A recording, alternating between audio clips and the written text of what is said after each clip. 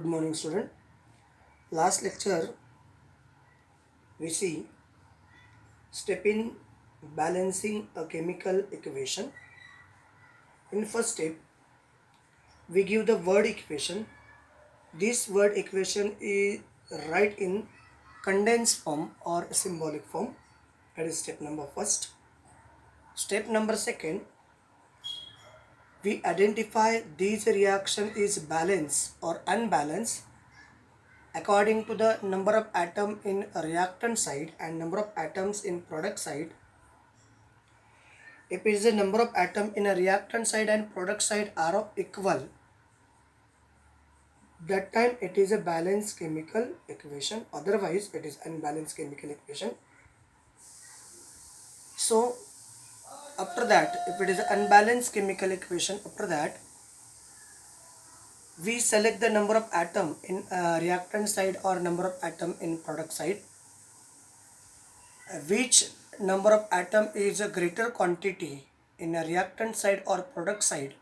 Firstly, we balance these atom without changing the properties of reactant as well as properties of product, and then if it is a balance, then we show the equal number of atom on reactant side and product side, and then identified this is a balanced chemical equation. तर या concept आपण last लेक्चरला पाहिलेले होते. कोणत्या concept? एखाद्या chemical रिॲक्शनला balance कसं करायचं, त्या सगळ्या कन्सेप्ट आपण लास्ट लेक्चरला पाहिलेल्या आहेत. मग कशा बॅलन्स करायच्या? पहिल्यांदा तुम्हाला जो क्वेश्चन दिलेला असेल तो क्वेश्चन वर्ड इक्वेशनच्या फॉर्ममध्ये दिलेला असतो. मग हे वर्ड इक्वेशन फॉर्ममध्ये दिलेले जे इक्वेशन आहे ते तुम्हाला सिम्बॉलिक फॉर्ममध्ये किंवा कंडेन्स फॉर्ममध्ये लिहायचं आहे. कंडेन्स फॉर्ममध्ये लिहिल्यानंतर, सिम्बॉलिक फॉर्ममध्ये लिहिल्यानंतर ती रिॲक्शन बॅलन्स आहे किंवा अनबॅलन्स आहे ही पहिल्यांदा आपल्याला ठरवायची आहे. मग कसं ठरवणार? मग रिॲक्टंट साईडला असणारे नंबर ऑफ ॲटम काउंट करायचे, प्रोडक्ट साईडला असणारे नंबर ऑफ ॲटम काउंट करायचे, रिॲक्टंटच्या साईडला असणारे ॲटम्सची संख्या आणि प्रॉडक्टच्या साईडला असणाऱ्या ॲटमची संख्या जर इक्वल असेल तर ते रिॲक्शन बॅलन्स इक्वेशन आहे असं म्हणतात. जर सेम नंबर ऑफ ॲटम्स नसतील रिॲक्टंट साईडला, इवन प्रोडक्ट साईडला जर नंबर ऑफ ॲटम्स सिमिलर नसतील तर अदरवाईज ते इक्वेशन अनबॅलन्स आहे असं आपण म्हणतो. मग त्याला बॅलन्स करायचं आहे. मग बॅलन्स करत असताना रिॲक्टंट साईडला किंवा प्रोडक्ट साईडला असणारे जे नंबर ऑफ ॲटम्स आहेत त्या ॲटम्सपैकी कुठल्या ॲटमची संख्या जास्तीत जास्त आहे ते आयडेंटिफाय करायचे. आणि त्याच्यानंतर जेव्हा तुम्हाला आयडेंटिफाय होईल की या ॲटमची संख्या जास्तीत जास्त आहे किंवा या ॲटमची संख्या कमीत कमी आहे, त्यावेळेस आपण काय करणार की त्या ॲटमला बॅलन्स करण्याचा प्रयत्न करणार. मग बॅलन्स करत असताना त्याला कोइफिशियंट वापरायचा आहे. त्यामध्ये जे रिॲक्टंट्स आहेत किंवा जे प्रोडक्ट आहेत, रिॲक्टंटच्या किंवा प्रोडक्टच्या प्रॉपर्टी न बदलता कोइफिशियंटचा वापर करून आपण काय करणार आहोत, ते रिॲक्शन बॅलन्स करणार आहोत. आणि फायनली जेव्हा रिॲक्शन बॅलन्स होते तेव्हा रिॲक्टंटच्या साईडचे जे नंबर ऑफ ॲटम्स आहेत, इवन प्रोडक्ट साईडचे जे काही नंबर ऑफ ॲटम्स आहेत ते बॅलन्स आहेत हे असं आपल्याला रिप्रेझेंट करणं आहे. आणि फायनली ती रिॲक्शन बॅलन्स होते असं आपण म्हणतो. मग याच्याशी रिलेटेड हे सगळं कन्सेप्ट झाल्यानंतर पुढचा नवीन पॉईंट आहे, use your brain power. Use your brain power. Use your brain power हा कन्सेप्ट आपल्याला पाहायचा आहे. त्याच्यामध्ये 3 क्वेश्चन दिलेले आहेत. क्वेश्चन पहिल्यामध्ये ए आणि बी आहे, क्वेश्चन दुसरा आणि क्वेश्चन तिसरा. हे 3 क्वेश्चन सॉल्व करायचे आहेत. पहिला क्वेश्चन आहे, identify the reactant and product in equation 6. आपल्या टेक्स्टमध्ये एक इक्वेशन दिलेलं आहे 6 नंबरचं इक्वेशन आहे, व्हेजिटेबल ऑइल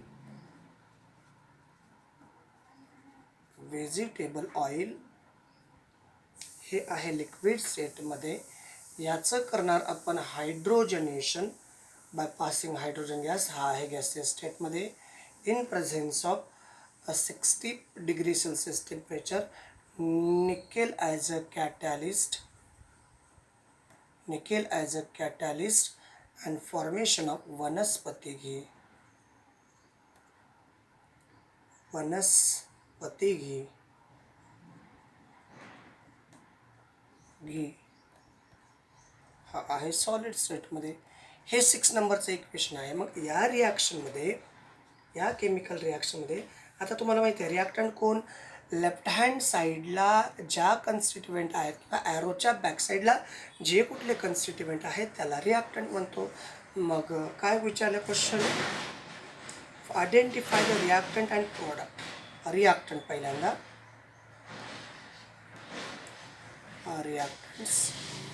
रिॲक्टंट्स आहेत व्हेजिटेबल ऑइल, व्हेजिटेबल ऑइल हा लिक्विड स्टेटमध्ये असणारा रिॲक्टंट आहे. अँड हायड्रोजन, हायड्रोजन हा गॅसियस स्टेटमध्ये हे दोन रिॲक्टंट आहेत. तर वनस्पती घी प्रोडक्ट काय आहे, प्रोडक्ट आहे वनस्पती घी.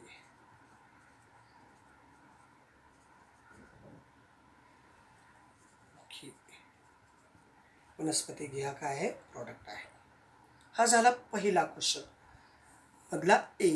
क्वेश्चन नंबर फर्स्ट मधला ए. क्वेश्चन नंबर फर्स्ट मधला बी असा आहे, write down the step in balancing the equation. आता याच्या ठिकाणच्या स्टेप्स लिहायच्या आहेत. Write down the steps in balancing equation, ते आपण मांडणार आहोत. Steps in balancing equation. आता स्टेप्स काय, पहिलं काय, इक्वेशन दिलेलं आहे. आपल्याकडं काय कंडिशन आहे, पहिल्यांदा दिलेलं इक्वेशन कंडेन्स फॉर्ममध्ये, म्हणजे काय कुठल्या स्वरूपात असेल इक्वेशन, वर्ड फॉर्ममध्ये असणारं इक्वेशन आहे, त्याला कंडेन्स फॉर्ममध्ये म्हणजे सिम्बॉलिक फॉर्ममध्ये लिहायचं आहे. पण इथं ऑलरेडी सिम्बॉलिक फॉर्ममध्ये दिलेलं इक्वेशन आहे, त्याला फक्त काय करायचं, round the step in balancing the equation. मग इक्वेशन लिहू पहिल्यांदा, N2 gaseous plus H2 gaseous is converted into NH3 gaseous.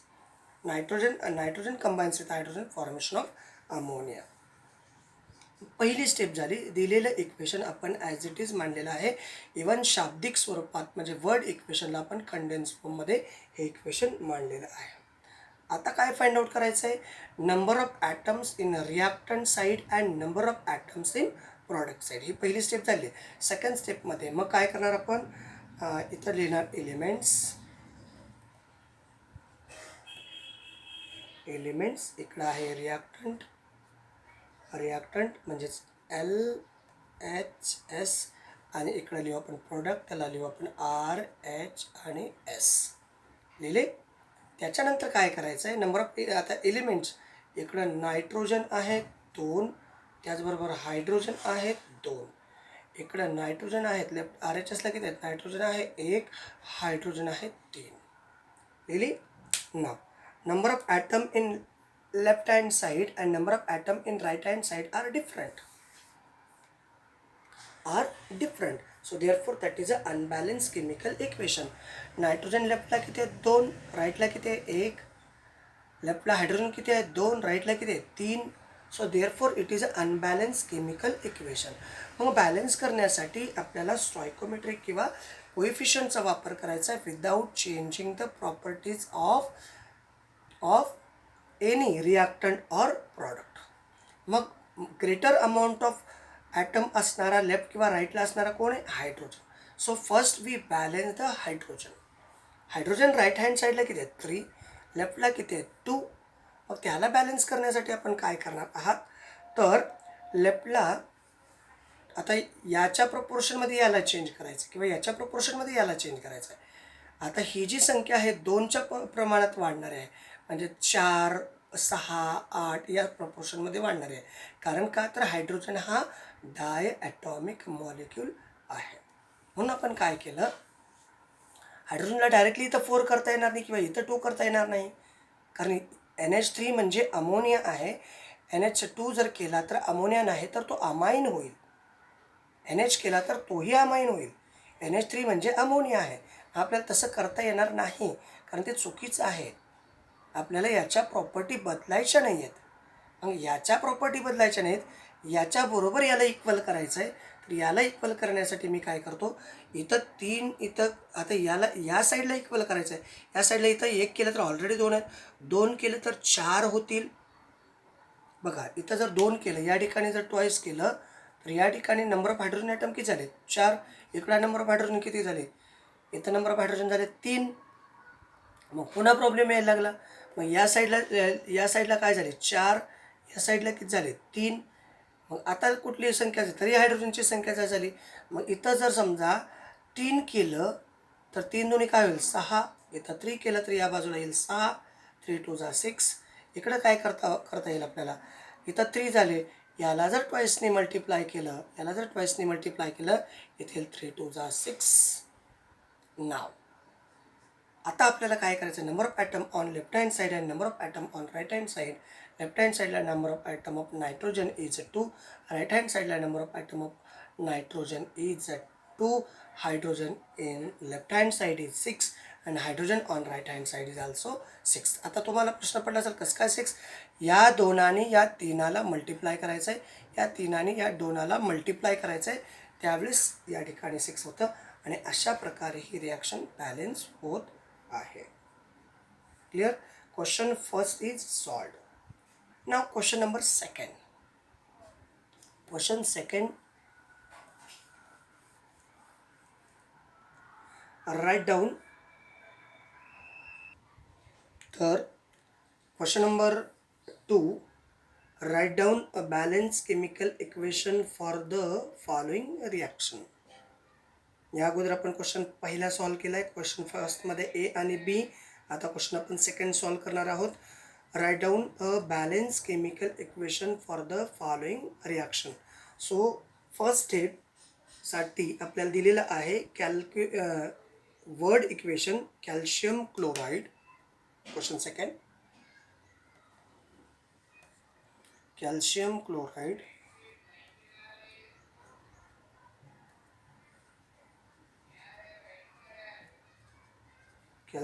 chloride plus sulfuric acid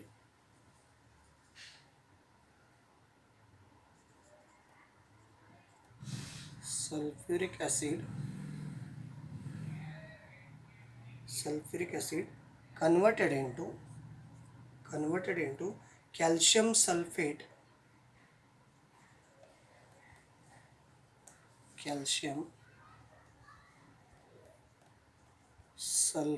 plus hydrogen chloride.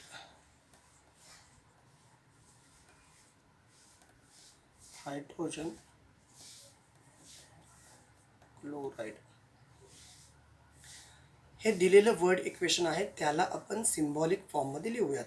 Calcium chloride CaCl2, sulphuric acid H2SO4 converted into calcium sulphate CaSO4 आणि hydrogen chloride HCl.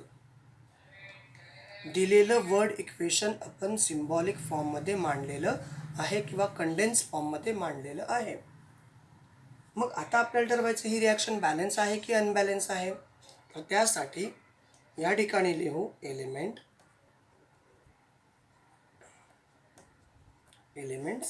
त्याच्यानंतर इथं लिहू आपण LHS म्हणजेच reactant side आणि या बाजूला लिहू आपण RHS म्हणजे प्रॉडक्ट साईड.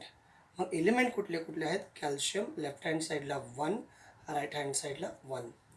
त्याच्यानंतर क्लोरीन आहेत लेफ्ट हँड साईडला 2, राईट हँड साईडला 1. त्याच्यानंतर हायड्रोजन आहेत लेफ्ट हँड साईडला 2, राईट हँड साईडला 1. त्याच्यानंतर सल्फर आहे लेफ्ट हँड साईडला 1, राईट हँड साईडला पण 1. आणि ऑक्सिजन आहेत लेफ्ट हँड साईडला 4 आणि राईट हँड साईडला सुद्धा 4 आहेत. बघून घ्या बरोबर आहे का? कॅल्शियम लेफ्ट हँड साईडला 1, राईट हँड साईडला 1. क्लोरीन लेफ्ट हँड साईडला 2, राईट हँड साईडला 1. त्याच्यानंतर हायड्रोजन लेफ्ट हँड साईडला 2, राईट हँड साईडला 1, सल्फर लेफ्ट हँड साईडला आणि राईट हँड साईडला सेम, ऑक्सिजन लेफ्ट हँड साईडला राईट हँड साईडला सेम आहेत. म्हणजे बॅलेन्स आता सध्या कोण अनबॅलेन्स आहे? क्लोरीन आणि हायड्रोजन. मग याच्यामध्ये दोघांची संख्या सेम आहे, मग कुठल्याही एकाला बॅलेन्स करण्याचं डिसाईड करायचं. पण बॅलेन्स करत असताना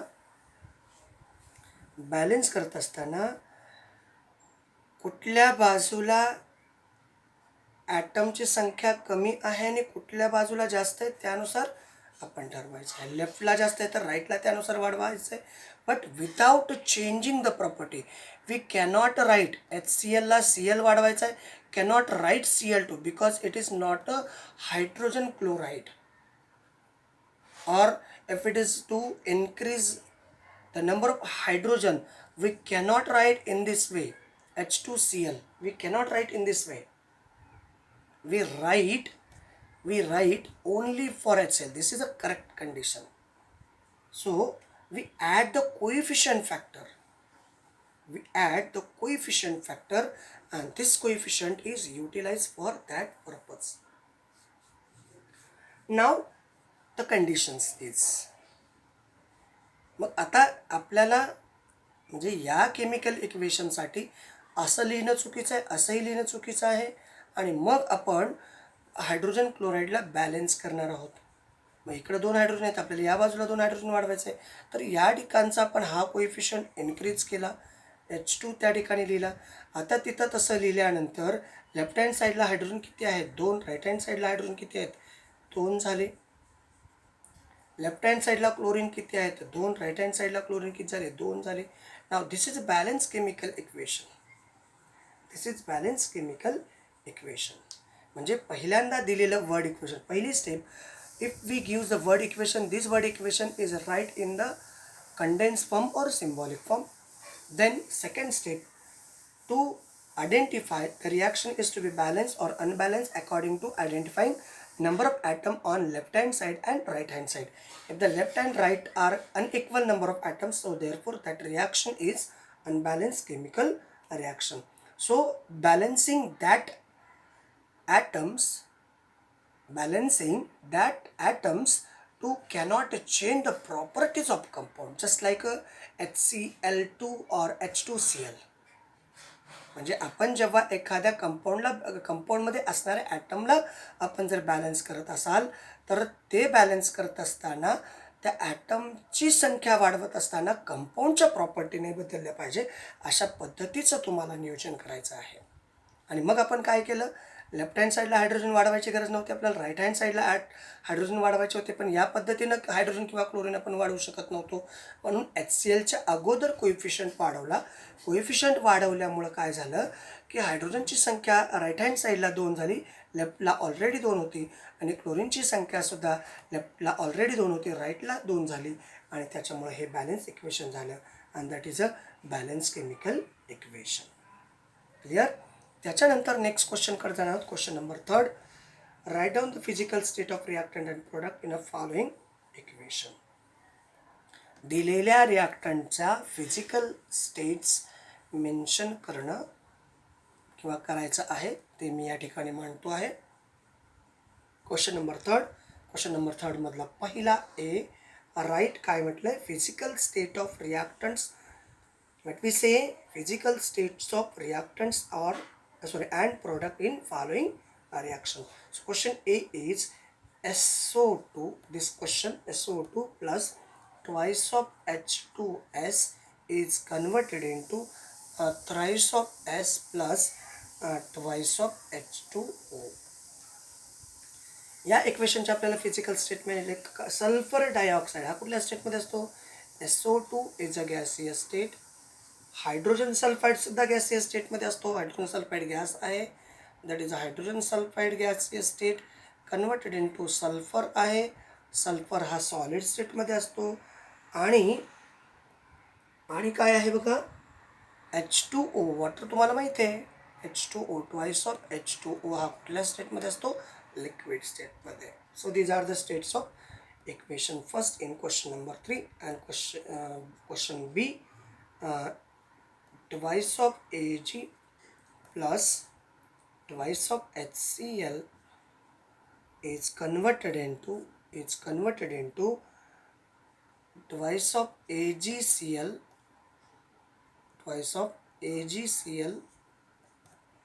plus H2 Silver is a metal, so therefore it is solid state. Twice of Ag solid. Hydrogen chloride, metal is reacts with hydrogen chloride, so hydrogen chloride is a aqueous state, HCl aqueous state, then converted into silver chloride. It is a solid state because that is a precipitate form. Twice of AgCl, it is solid state, and hydrogen, it is a gaseous state. So these are the states of chemical reaction. These are the states of a reactant and product in a chemical reaction. Clear? So these are the 4 question in use your brain power. त्याच्या खाली एक छोटासा paragraph दिलाय. We saw that in chemical reaction a reactant get converted into new substance that is called product. एखाद्या chemical रिॲक्शनमध्ये रिॲक्टंटचं conversion कशामध्ये होतं, प्रॉडक्टमध्ये रिॲक्शन झाल्यानंतर. And during this some chemical bonds in reactants break and some new chemical bonds are form. हे concept already आपण शिकलेलो आहोत. So as to transform reactant in to product in this chapter we will be studying the types of chemical reaction in details. तर एखादी chemical reaction होत असताना काय होतं, जे ओल्ड बॉन्ड असतात ते ब्रेक होतात आणि न्यू बॉन्डचं फॉर्मेशन होत असतं. हे ऑलरेडी आपण शिकलेलो आहोत. त्याच्या व्यतिरिक्त या टॉपिकमध्ये आपण टाइप्स ऑफ केमिकल रिॲक्शन पाहणार आहोत. ते आपण नेक्स्ट लेक्चरला पाहू. तुर्तास म्हणजे तोपर्यंत आपण याच ठिकाणी थांबूयात. Thank you, thanks a lot. या सगळ्या कन्सेप्टची थोडंसं जास्तीत जास्त प्रॅक्टिस करा. जेवढी जास्त तुम्ही प्रॅक्टिस कराल तेवढं तुम्हाला जास्तीत जास्त फायदा होऊ शकतो, कारण प्रॅक्टिसनी कन्सेप्ट क्लिअर होतात. त्यासाठी रिॲक्शन बॅलन्स करण्याच्या कन्सेप्ट म्हणजे प्रॅक्टिस करा, 100% येऊन जाईल. नाही आला तर तुम्ही फोन करू शकता, मी कन्सेप्ट फोनवरती सुद्धा सांगू शकतो. सध्या आपण इथेच थांबूया. Thank you, thanks a lot.